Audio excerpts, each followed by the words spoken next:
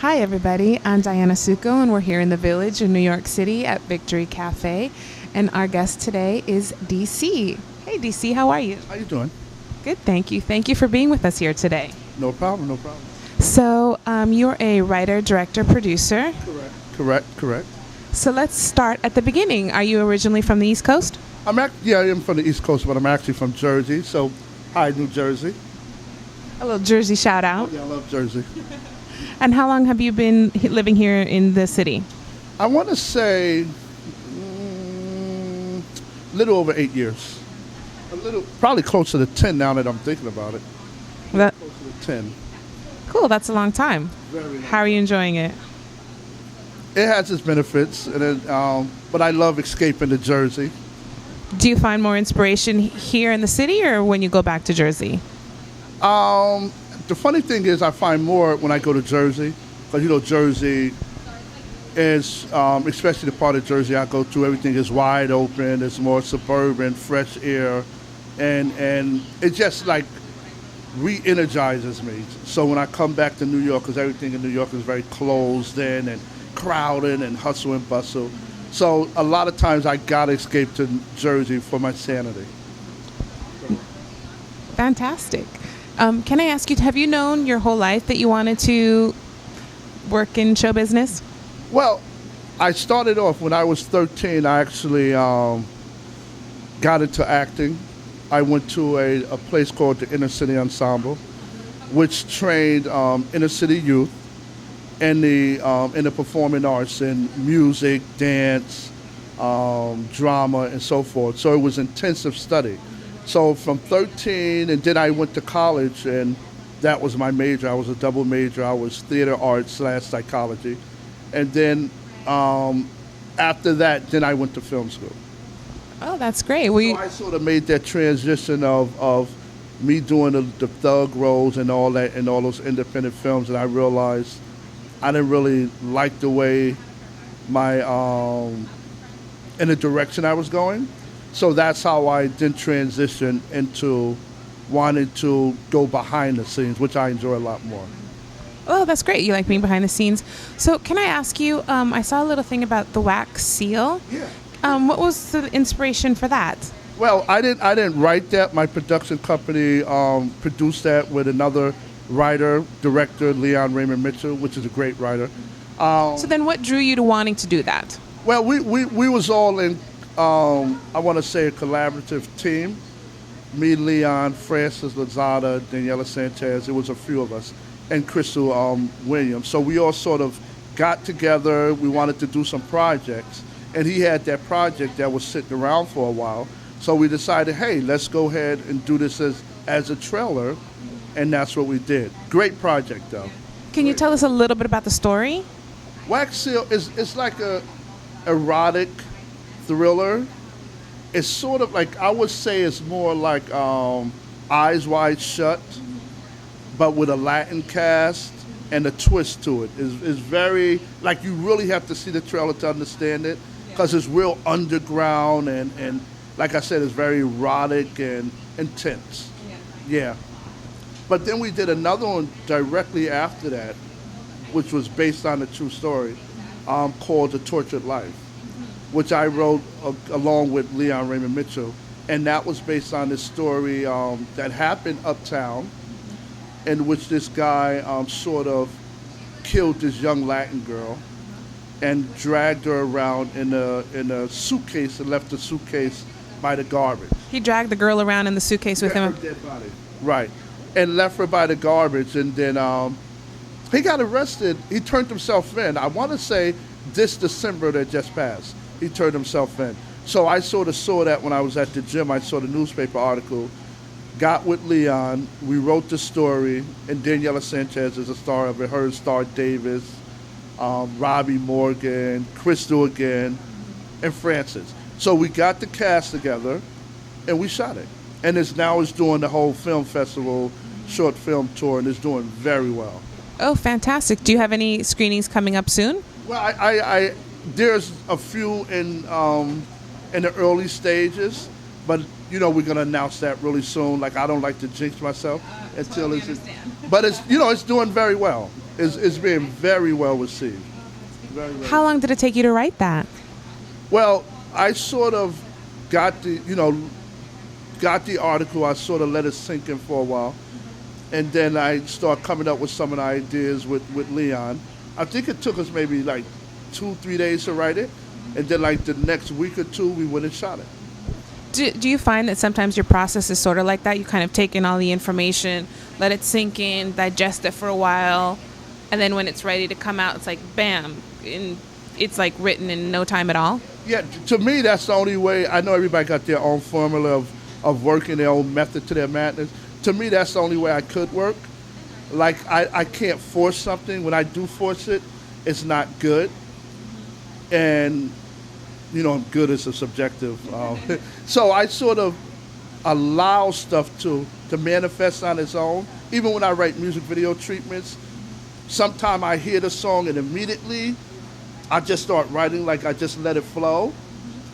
And sometimes it takes time to manifest itself to like become a reality. But that's the only way I work. Sometimes people get frustrated because they say, hey, I've been waiting XX amount of time. When are you going to send me the treatment or the story? But that's the only process I know. Sometime again, I hear something or I get an idea, I write it right then, and then I can send it out.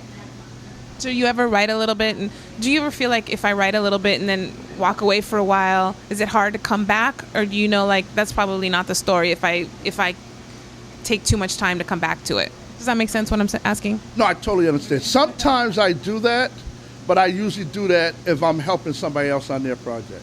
And the only reason is, and I know it's better to do that, but it doesn't work that way for me because sometimes when I walk away from something, it's like my train of thought is gone.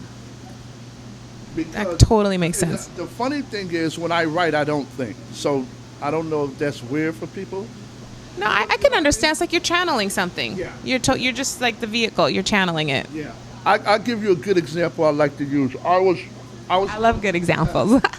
I was doing a lot of videos for Death Row at one time in the midst of the East Coast, West Coast thing. So it was, the stories I got about that is just beyond insanity. Of me being on sets, right? And one time I was on a video set and I had to go from my chair, the director's chair, to my trailer to use the restroom.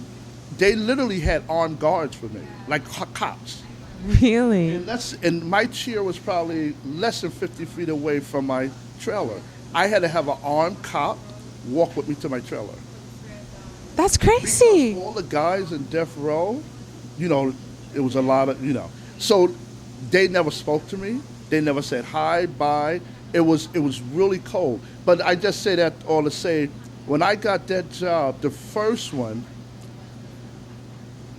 second one, I wrote the treatment.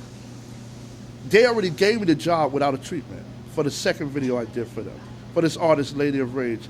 I wrote it in my hotel room when they had somebody bring me over the music.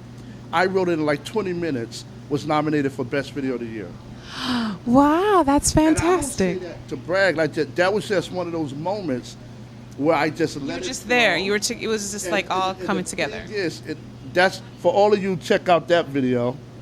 It's called "Get With the Wickedness" with Run DMC and Lady of Rage and Daz Dillinger. But I just say that to say that was one of those situations where I just let it flow. And after they got the treatment, some of the stuff they felt like, who does this? You have to see the video to understand it. Like, why would you have a girl come out of a bathtub of milk with milk point? Like, who does that in a video? But then when the video was done, they realized, okay, let him do how. You knew what you were doing. You had an idea. What it is I couldn't think. Even when I read the treatment over, which I really do, I never read my treatments after I write them.